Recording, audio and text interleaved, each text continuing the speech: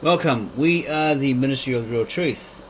We did create a video centered around this particular documentary, Shroud of Turin, Holy Face of Jesus, Secrets of the Bible, and we uploaded it, but then we found halfway through it there was a copyright strike, a copyright claim.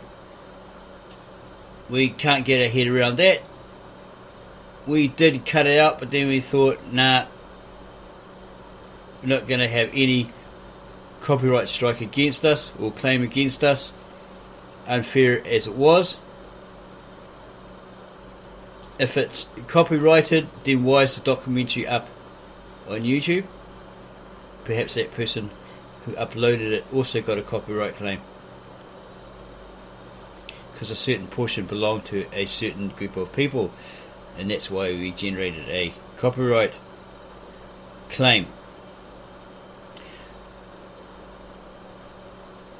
Of late, while on a dinner break at our job, we happened to stumble across this video about the Shroud of Turin and the efforts to prove it genuine or real, or a medieval fake. A lot of effort was made cutting pieces of the shroud's cloth, much to the limiting and often disapproval of the Roman Catholic Church at times, who says, well, we've been cutting too much of it, so it's an ancient relic of the image of. So as we said, he grows up and he becomes a professor, and then he goes all out to study it to prove that it's real. And then when carbon dating did it, they says it was 13th, 14th century and it was a fake. He created his own machines and did his own research and found that there were so many centuries out, and then he got down to 33 AD, just after Christ had died, was crucified, put in a tomb, wrapped in the linen, and somehow this image was embedded on the top layer of this linen, and he goes through all this research, etc., etc. When he got hold of some fibres sent to him from a company called Stirp.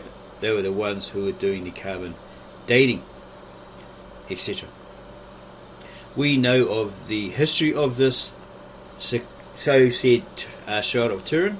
It possibly didn't originate in Turin, because in the Assyrian histories that we came across, it speaks of this napkin or this face cloth folded, right?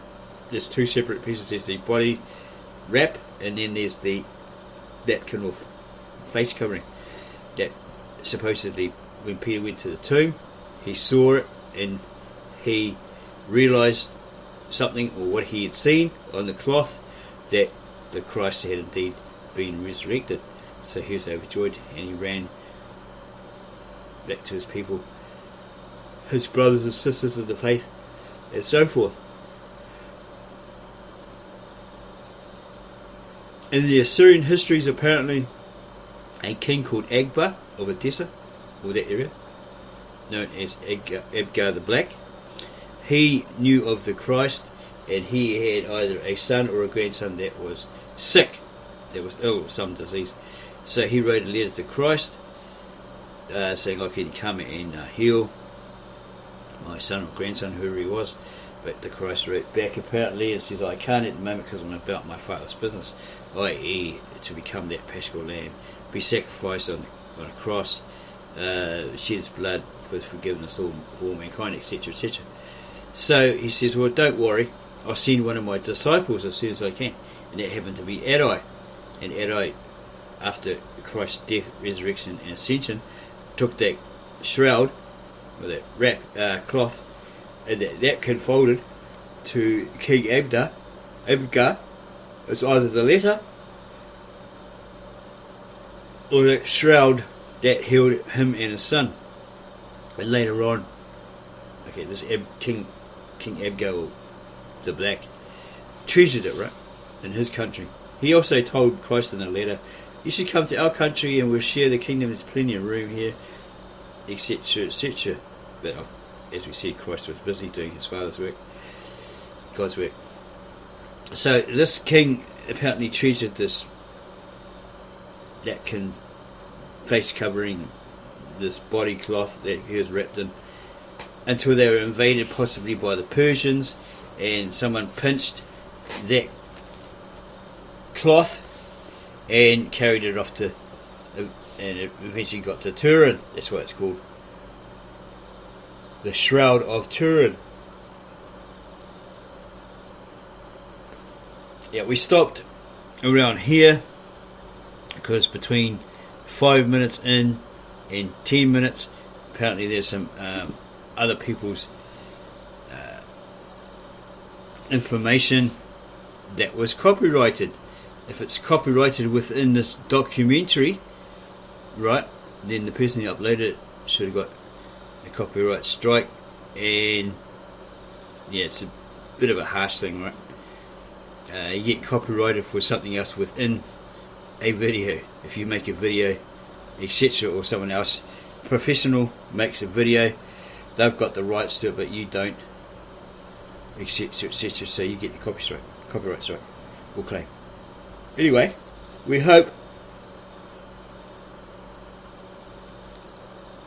that this video and this information about this particular documentary and King Akbar and the origin of the Shroud of Turin, and whether it was proven real after being said through carbon dating it was a total medieval 14th century fake,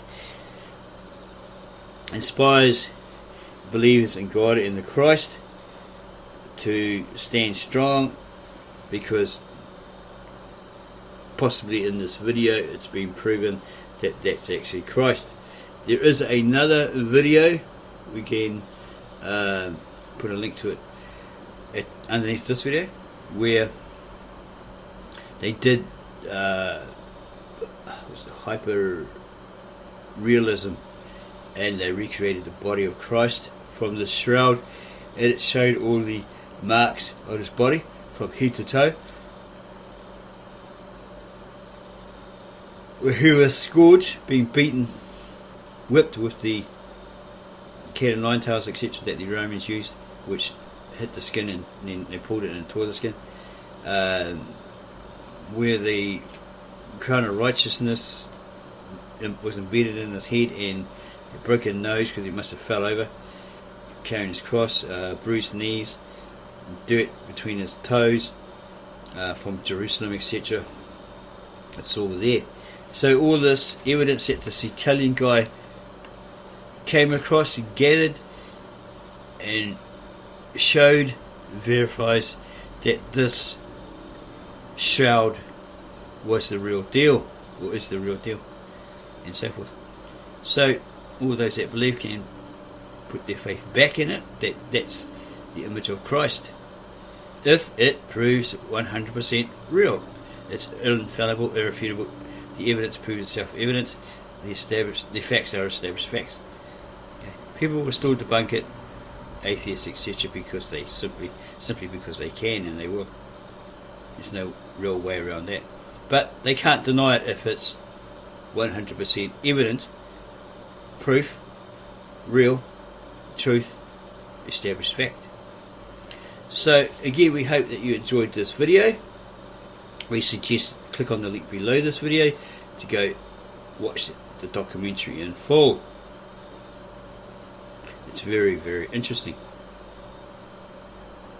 Subscribe to our channel, give us a like, add your comments below the video.